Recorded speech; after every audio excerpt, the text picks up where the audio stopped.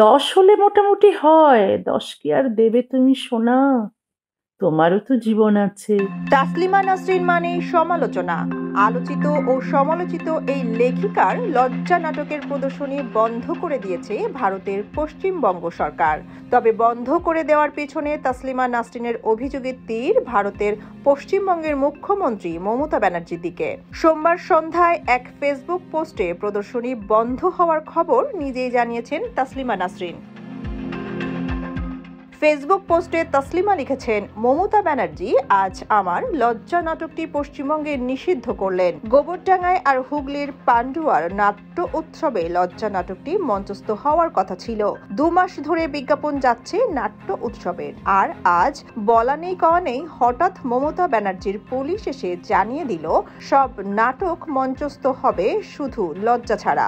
নবপল্লী নাট্য সংস্থা দিল্লিতে 3 বার নাটকটি মঞ্চস্থ করেছে। 3 বারই প্রেক্ষাগৃহ পূর্ণ ছিল। পুলিশের কথা উল্লেখ করে তাসলিমা নাসরিন লিখেছেন, পুলিশ জানিয়েছে লজ্জা মঞ্চস্থ হলে মুসলিমরা নাকি দাঙ্গা বাঁধাবে। মুসলিমরা দাঙ্গা বাঁধাবে এই অজুহাতে সম্পর্কের টানাপোড়েন নিয়ে লেখা আমার মেগা সিরিয়াল দুঃসহবাস, যেটি আকাশ 8 চ্যানেলে সম্প্রচার করার কথা ছিল, সেটি বন্ধ করে দিয়েছিল রাজ্য সরকার। লজ্জার ঘটনা বাংলাদেশের। কি কারণে পশ্চিমবঙ্গের মুসলিমরা বাংলাদেশের ঘটনা নিয়ে দাঙ্গা বাঁধাবে আমার বোধগম্য নয়। মুসলিমরা দাঙ্গা বাঁধাবে এই অজুহাতে এক সময় পশ্চিমবঙ্গ থেকেও তাসলিমা বিতাড়িত হয়েছিলেন বলে ফেসবুক পোস্টে উল্লেখ করেন। একাধিক প্রশ্ন রেখে তাসলিমা লিখেছেন, যারা দাঙ্গা বাঁধাতে চায় তাদের বিরুদ্ধে ব্যবস্থা না নিয়ে শিল্প সাহিত্যকে নিষিদ্ধ করা হয় কেন? শিল্পী সাহিত্যিকের কণ্ঠরোধ করা হয় কেন? এই প্রশ্নটি আর কত যুগ একা একা আমি করে যাব? আর কারো দায়িত্ব নেই অন্যায়ের প্রতিবাদ করার?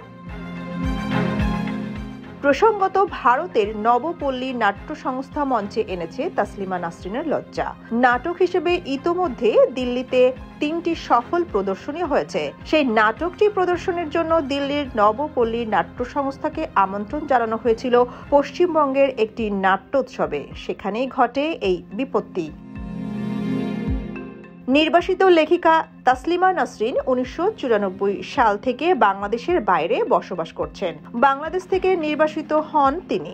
নারীদের সম অধিকার ও সাম্প্রদায়িকতার ওপর লেখালেখির কারণে সমালোচনার শিকার হয়েছিলেন তাসলিমা। এরপর নির্বাসিত হন। ইসলাম বিরোধী লেখালেখির জন্য তাসলিমার বিরুদ্ধে বাংলাদেশে ফতোয়া জারি হয়েছিল। এরপর দীর্ঘদিন ইউরোপ আমেরিকায় থাকার পর ভারতে ঠাঁই হয় তার। 2004 সাল থেকে টানা 3 বছর পশ্চিমবঙ্গে ছিলেন তাসলিমা। এরপর তার লেখা বই দ্বিখণ্ডিত নিষিদ্ধ হওয়ার পর হুমকির মুখে পড়ে কলকাতা ছাড়তে বাধ্য হন তিনি।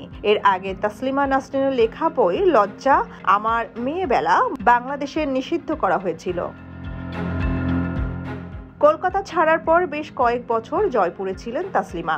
পরে দিল্লির বাসিন্দা হন। রেসিডেন্স পারমিট দীর্ঘ সময় ধরে নবায়ন হলেও সম্প্রতি আটকে গেছে।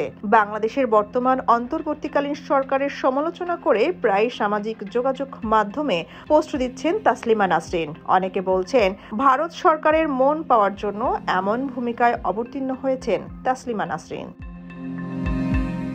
সোনিয়া খান, খবর সংযোগ।